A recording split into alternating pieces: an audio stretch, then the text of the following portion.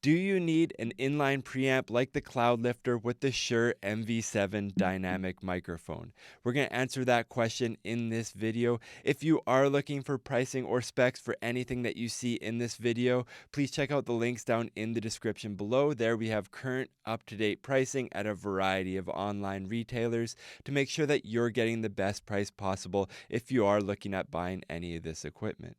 So first of all, if you are using the USB mode of the Shure MV7, you don't need any type of Cloudlifter or anything whatsoever. In this video, we're just talking about whether or not it's necessary when you're using the XLR output like we are in this video. So if you are hooking it up to an audio interface or an audio mixer, we're going to answer that question here. But first of all, what does an inline preamp like this do?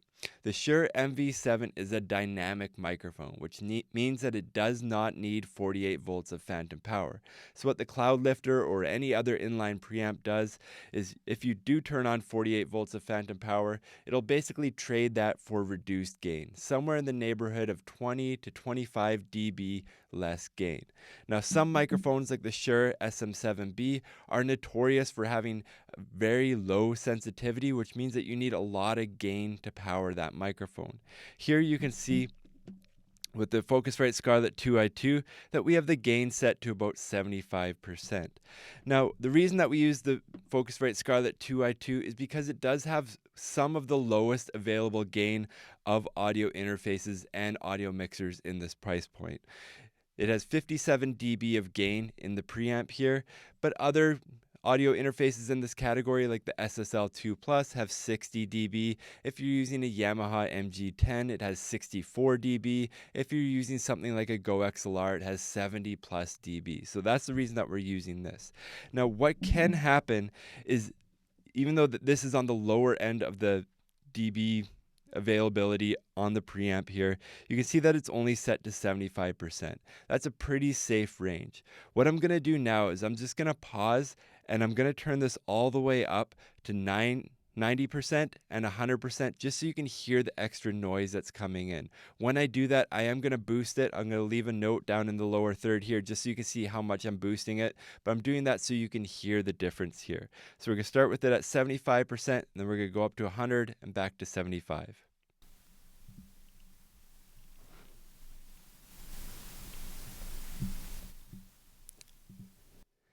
Now, if you were using headphones there, you should have been able to hear quite a bit of hiss.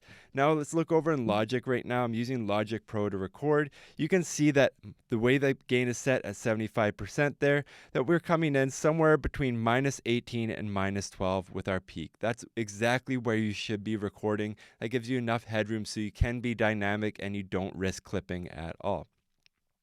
So what I would say here is, for me and my voice, as long as that preamp is set there to 75%, we're not pushing it past 85, 90%, there's not enough noise coming from this preamp to justify something like a Cloudlifter. A Cloudlifter would provide what is known as clean gain and reduce the amount of that you have to turn this knob by about 25%. So for me, I'm pretty happy without it, but I am going to connect this just so you can hear it with the Cloudlifter, and then we'll compare the noise of both. So right now I'm just going to pause for a second so we can hear the noise without the Cloudlifter on this microphone. And now we're going to connect the Cloudlifter. So now we have our gain set somewhere between 40 and 45% on the Focusrite Scarlett 2i2. We have our Cloudlifter connected, and that's the difference there of the reduced gain that the Cloudlifter provides. We went from 75% to about 45%. As we look over in Logic here, you can see that I'm peaking at about -15 dB, which is absolutely perfect. Again, very comparable to where we were. Now I'm going to pause for a second so you can hear how much noise there is with the Cloudlifter plugged into the system. And now we're going to go back and forth between the version of no Cloudlifter and then Cloudlifter. And again, I'm going to boost this just so you can try hear the difference of the noise of the preamp.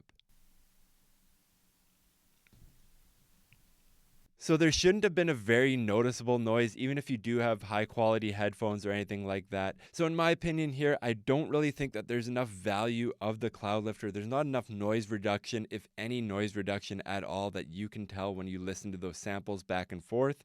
But I don't think that it's worth $150 to use a Cloudlifter with this setup.